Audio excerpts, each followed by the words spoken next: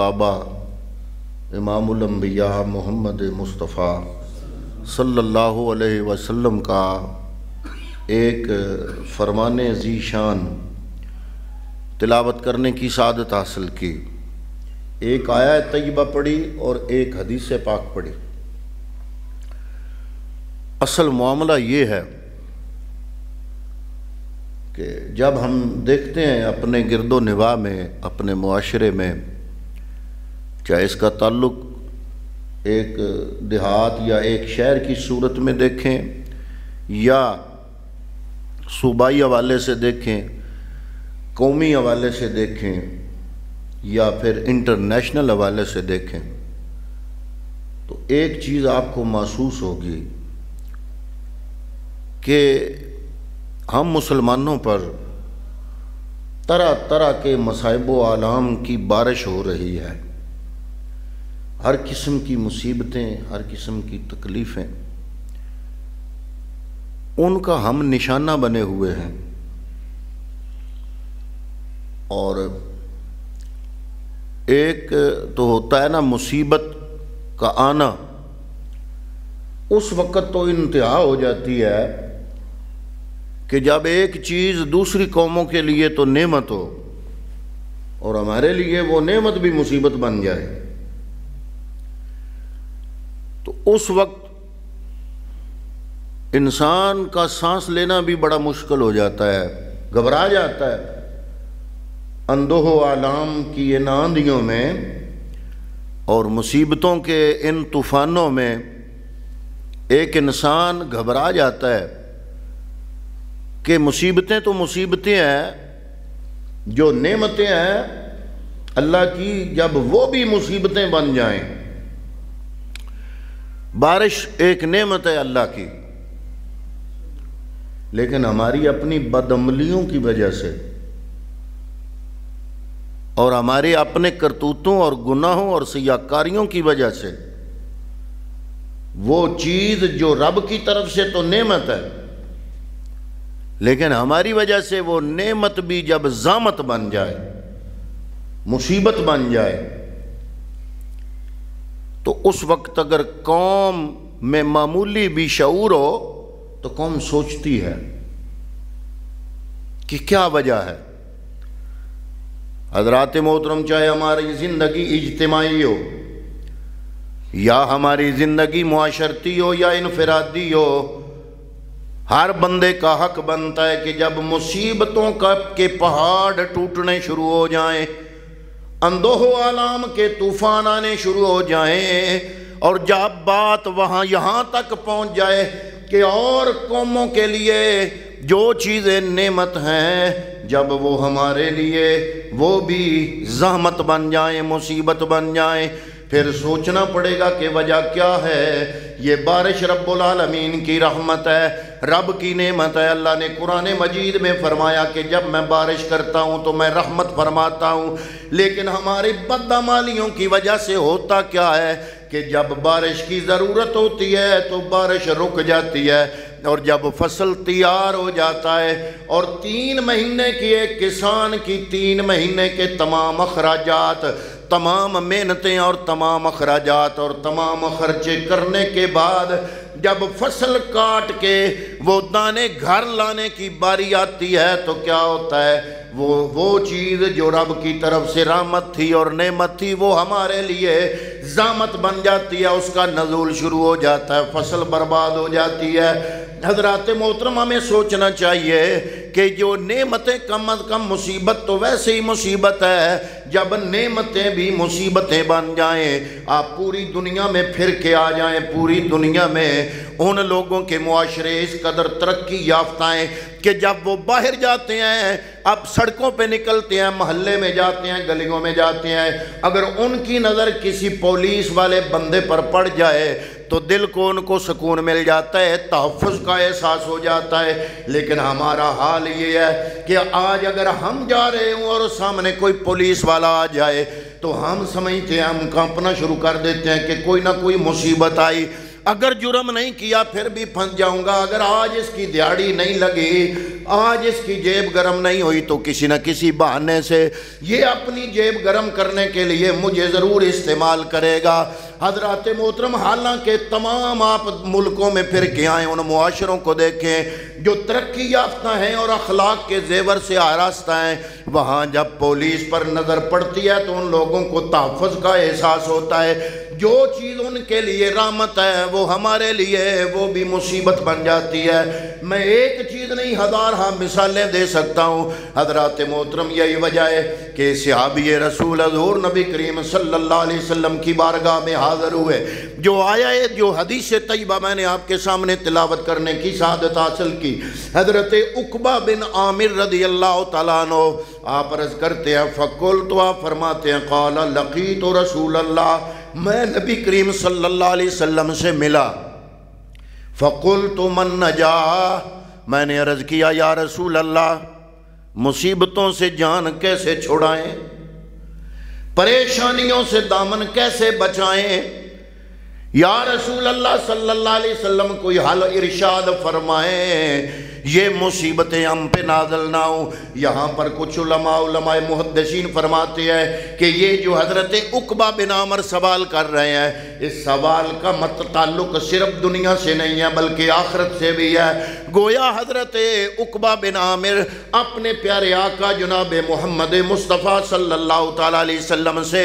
اس جہان عالم برزخ اور عالم قیامت تمام جہانوں کے مصائب و آلام کو دور کرنے کا طریقہ پوچھ رہے ہیں۔ میرے نبی کریم صلی اللہ علیہ وآلہ وسلم سے جب پوچھا گیا اور صحابہ کرام رضوان اللہ تعالی علیہ مجمعین کے جتنے بھی سوال میرے نبی کے سامنے ہوتے تھے وہ بڑے ہی جامع سوالات ہوتے تھے، کوئی فضول سوالات نہیں ہوتے تھے۔ اول تو صحابہ کرام کوشش کرتے تھے کہ ہم اپنے سوالات سے اپنے آقا کو تنگ نہ کریں، بلکہ یہ بھی بات دیکھنے میں آئی ہے، کتابوں میں لکھا ہے کہ یوں ہوتا تھا کہ اکثر صحابہ بیٹھے رہتے تھے، سوال کرنے کی جرت نہیں کرتے تھے، انتظار کرتے تھے کہ کوئی بدو آ جائے۔ بدو کا مطلب ہماری زبان میں جس کو ہم دیہاتی کہتے ہیں، پینڈو کہتے ہیں، کوئی بدو آ جائے، کیونکہ جو بدو ہوتے ہیں وہ ادب و احترام کو اتنا ملوذ خاطر نہیں رکھتے، بے تکلفانہ سوال کرتے ہیں، اور جب سوال اس بدو کی طرف سے ہوگا حضور نبی کریم جواب ارشاد فرمائیں گے، ہم وہ جواب رقم کر لیں گے، جواب لکھ لیں گے۔ صحابہ اس انتظار میں ہوتے تھے، خود جرت نہیں کرتے تھے حضور نبی کریم صلی اللہ علیہ وآلہ وسلم کی بارگاہ میں بے جا سوالات کرنے کی، بلکہ یہ الفاظ بھی کتابوں میں ملتے ہیں کہ وہ ایسے بیٹھتے تھے میرے نبی کی بارگاہ میں کأن علی رؤوسہم الطیور،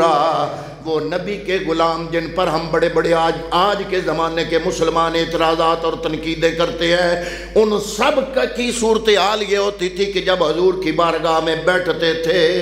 تو فرماتے ہیں ایسے بیٹھتے تھے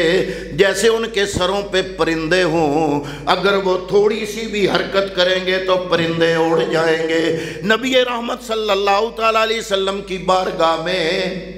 سوال کرنے کا انداز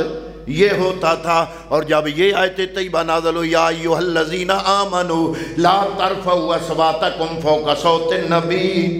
اے ایمان والو میرے نبی کی آواز سے آواز بھی اونچی نہ ہو جائے۔ روایات میں آتا ہے کہ عمر فاروق اتنے دھیمے لہجے میں بات کرتے تھے، حضور کو بار بار پوچھنا پڑتا تھا عمر کیا کہہ رہے ہو، ذرا اونچی آواز سے بات کرو۔ پھر فوراً رب کے قرآن کی آیت نازل ہوئی، ہے محبوب یہ جو تجھ سے سرگوشیوں میں باتیں کرتے ہیں، رب کی طرف سے ان کو خوشخبری سنا دو، ان کی دنیا بھی کامیاب ہے، ان کی آخرت بھی کامیاب ہے۔ صحابہ کرام رضوان اللہ تعالی علیہ مجمعین کی میرے نبی کی بارگاہ میں حاضری کا انداز یہ تھا۔ تو جب حضرت عقبہ بن عامر رضی اللہ تعالیٰ عنہ نے پوچھا یا رسول اللہ ہم مصیبتوں سے کیسے بچ سکتے ہیں، کملی والے نے فرمایا 3 کام کر کے۔ یا رسول اللہ ارشاد ہو، فرمایا فقال امسک لسانک ولیساک بیتک وابکی علی خطیئتک، حضور نے فرمایا 3 کام کر لو، تو اللہ رب العالمین تمہیں مصیبتوں سے نجات عطا فرمائے گا، پریشانیوں سے چھٹکارا مل جائے گا۔ حضرات محترم، میں نے آج یہ عنوان اس لیے چھیڑا ہے کہ آپ لوگوں کی مسکراہٹیں دیکھیں، ان میں مصنوعی پن آپ کو ملے گا۔ محفل میں مسکرانے والے بندے کا تنہائی میں آپ انٹرویو لے لیں،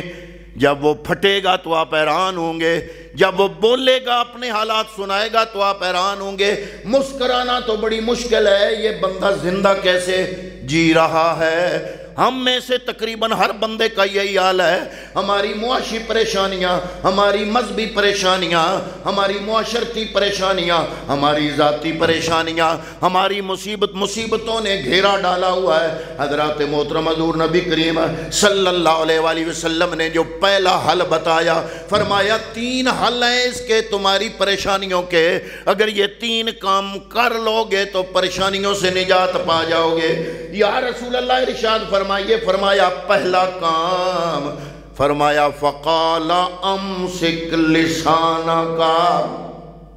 پہلی بات یہ ہے کہ زبان کو اپنے کنٹرول میں کر لو۔ یہ میری بات نہیں، کسی محدث و مفسر کی بات نہیں، یہ اس پیغمبر کی بات ہے جو رب کی امانت لے کے آئے اور اپنے کلمہ پڑھنے والوں کو زندگی گزارنے کا لہجہ اور انداز سکھایا۔ حضرات محترم، باتیں بڑی سادہ ہیں لیکن بڑی گہرائی والی ہیں۔ حضور نبی کریم وہ سوال کون سا کر رہا ہے، جواب دیکھو کون سا مل رہا ہے۔ سوال کر رہا ہے، یا رسول اللہ کون مصیبتوں پریشانیوں سے بچ سکتا ہے، کیسے بچا جا سکتا ہے؟ فقالا امسک لسانک۔ ایک اور روایت ہے، حضور نبی کریم نے فرمایا کہ یہ زبان تمہاری، یہ تمہیں جنت بھی پہنچا سکتی ہے، یہ جہنم میں بھی لے جا سکتی ہے۔ ہم جتنے دن میں جتنے گناہ کرتے ہیں، زیادہ تر گناہوں کا تعلق زبان کے ساتھ ہے۔ جھوٹ بولتے ہیں تو زبان کے ساتھ، غیبت کرتے ہیں تو زبان کے ساتھ، اگر کسی کی عزت اچھالتے ہیں تو زبان کے ساتھ، لڑائی کرتے ہیں تو زبان کے ساتھ، اور اگر بے ادبی کرتے ہیں، بے احترامی کرتے ہیں تو زبان کے ساتھ، دین کا مذاق اڑاتے ہیں تو زبان کے ساتھ، قرآن کا مذاق اڑاتے ہیں تو زبان کے ساتھ، اور لوگوں کو ہنسانے کے لیے ہمارے ایمان اتنے کمزور ہو گئے کہ اتنا لمبا چوڑا کوئی فائدہ بھی نہیں ہوتا دنیا کا، صرف لوگوں کو ہنسانے کے لیے ہم خدا کا بھی مذاق بنانے سے باز نہیں آتے، صرف لوگوں کو ہنسانے کے لیے ہم آخرت اور آخرت کے فرشتے جو عذاب دیں گے ہم ان کو بھی بڑے مزاحیہ انداز میں اپنی محفلوں میں بیان کرتے ہیں۔ جس بندے نے ٹھٹھے یا مسخری سے ان تمام چیزوں کا تذکرہ کیا، چاہے اس کا عقیدہ کوئی بھی ہے، پڑھتا ہے کلمہ لا الہ الا اللہ محمد الرسول اللہ، ٹھٹھا کرنے والا ان چیزوں کے ساتھ ایک مرتبہ ایمان سے فارغ ہو جاتا ہے۔ ایمان کے لیے جو چیز ضروری ہے، ایمان کی صفتیں سب مکاتب فکر میں ہے۔ آمنت باللہ و ملائکتہ، میں ایمان لایا اللہ پر، اس کے فرشتوں پر، وکتبہ اس کی کتابوں پر، ورسلہ اس کے رسولوں پر، والیوم الاخر والقدر خیرہ و شرہ، آخرت کے دن پر ایمان لایا، تقدیر کیا اچھا اور برا ہونا من اللہ تعالی اللہ کی طرف سے ہے، اس پر ایمان لایا، والبعث بعد الموت مرنے کے بعد دوبارہ اٹھنے پر میں ایمان لایا۔ اگر ہم لوگوں نے صرف لوگوں کے ٹھٹھے کے لیے، لوگوں کے چہروں پر مسکراہٹ جھوٹی اور عارضی مسکراہٹ پیدا کرنے کے لیے ہم نے آخرت کو مذاق بنایا، فرشتوں کو مذاق بنایا، قبر کے عذاب کو مذاق بنایا، تو ان چیزوں پر ہمارے ایمان کی بنیاد ہے، تو گویا ہم نے اپنی بنیاد کو ختم کر دیا۔ جب بنیاد ختم ہوگی تو ایمان جاتا رہا۔ حضرات محترم، بندے ہنسیں گے یا نہ ہنسیں گے، ایسا مذاق کرنے سے ہم خود ایمان سے فارغ ہو جائیں گے۔ اس لیے مولا کائنات، مولا علی المرتضی شیر خدا،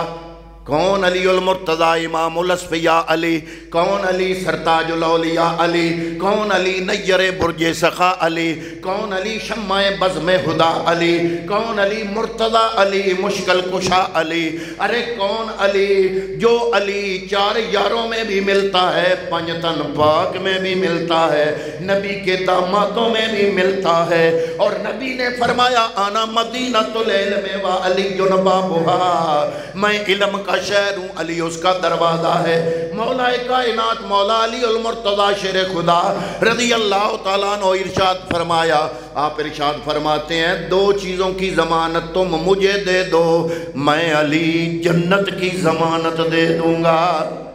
اے مولا کائنات وہ کون سی چیزیں ہیں؟ فرمایا دو چیزیں ہیں، دونوں چمڑے سے بنی ہیں، دونوں گوشت کی بنی ہوئی ہیں، چمڑے کی بنی ہوئی ہیں۔ اے علی المرتضی ارشاد فرمائیے وہ کون سی چیزیں ہیں؟ فرمایا ایک تیری زبان ہے، اگر اس کی تم ضمانت مجھے دے دو، اور دوسری تیری شرمگاہ ہے۔ مولا علی فرماتے ہیں دونوں چیزیں گوشت کی ہیں، دونوں چیزیں چمڑے کی ہیں، ان کی ضمانت تم مجھے دے دو، جنت کی ضمانت علی المرتضی لکھ کے تمہیں دے دے گا۔ تو پتہ چلا جس چیز کو ہم بڑا عام سا گناہ سمجھتے ہیں وہ بنیادی چیز ہے۔ حضور نبی کریم نے ایک دفعہ اپنی زبان کو پکڑ کے صحابہ کے سامنے ارشاد فرمایا کہ یہ چیز جو چھوٹی سی ہے، فرمایا جرمہ صغیر و جرمہ کبیر، جرمہ صغیر و جرمہ کبیر، جسامت چھوٹی ہے گناہ بڑا ہے۔ حضرات محترم، اسی لیے امام اعظم ابو حنیفہ فقہ کے بہت بڑے امام، ان کے ایک شاگرد ہیں حضرت عبداللہ ابن مبارک، محب آل رسول ہیں، مارے کھائیں آل رسول کی محبت میں۔ امام اعظم ابو حنیفہ جن کا میں ذکر کرنے لگا ہوں، ان کا جنازہ بھی قید خانے سے نکلا، وجہ صرف یہ تھی کہ انہوں نے امام حسن مجتبی ان کے پڑپوتے جناب محمد بن ابراہیم بن عبداللہ مید بن حسن مصنع بن امام حسن مجتبی ان کی حمایت کا اعلان کیا، اور اپنے سینکڑوں ہزاروں شاگردوں کو حکم دیا کہ آپ خلیفہ وقت کے مقابلے میں آل رسول کے شہزادے کا ساتھ دو۔ اس جرم میں امام ابو حنیفہ کو جیل میں کر دیا گیا۔ روز 20 کوڑے لگتے تھے وقت کے امام کے، اور جن کے شاگرد بہت دنیا کے بڑے بڑے محدث اور مفسر ہوئے ہیں۔ حضرات محترم، امام بخاری کا نام آپ نے سنا ہے، امام بخاری شاگرد ہیں امام محمد بن حسن شیبانی کے، اور امام محمد بن حسن شیبانی شاگرد ہے امام اعظم ابو حنیفہ کے۔ کسی نے ابو حنیفہ سے عمر پوچھی، فرمایا 4 سال۔ وہ بڑا حیران ہوا، جناب داڑھی تے چٹی ہے، فرما رہے ہو عمر میری 4 سال؟ فرمایا باقی عمر میری عمر نہیں، عمر صرف 4 سال۔ اس نے کہا جناب سمجھا نہیں۔ آپ نے فرمایا 2 سال امام باقر کی خدمت میں رہا، 2 سال امام جعفر صادق کی خدمت میں رہا۔ ابو حنیفہ اپنی زندگی کے وہ 4 سال ہی گنتا ہے، وہی گننے کے قابل ہیں۔ آپ امام اعظم ابو حنیفہ کے بارے میں ان کے شاگرد عبداللہ ابن مبارک سے امام حسن بصری نے سوال کیا۔ امام حسن بصری پوچھتے ہیں کہ ایک بات بڑی عجیب ہے کہ ساری زندگی امام ابو حنیفہ نے اپنے دوستوں کی غیبت کرنا تو کجا، اپنے دشمنوں کی بھی غیبت نہیں کی۔ حضرت عبداللہ ابن مبارک نے جواب دیا، جناب میں تو ان کی خدمت میں رہا، کتنے سال خدمت کرتا رہا، پڑھتا رہا ان سے۔ ان کا ایک قول بڑا مشہور تھا، وہ فرماتے تھے بیٹا جو نیکیاں بڑی مشکل سے کرتے ہو، بڑی مشکل سے نیکیاں کماتے ہو، خیال کرنا جو تیرا دشمن ہے، دشمن اپنے دشمن کو اپنی مشکل سے کی ہوئی نیکیوں کا مالک نہ بننے دینا۔ تو ہم حیران ہوتے جناب اس کا کیا مطلب ہے؟ تو آپ فرماتے کہ جو تیرا دشمن ہے،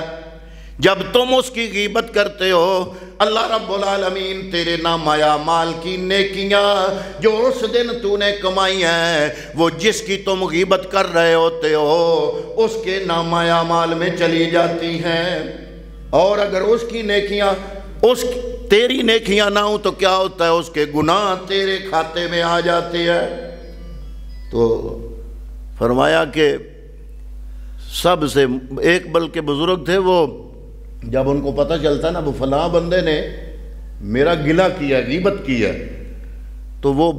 اپنے نوکر کو شاگرد کو بھیجتے جاؤ بازار مٹھائی لے آؤ، مٹھائی کی ٹوکری منگاتے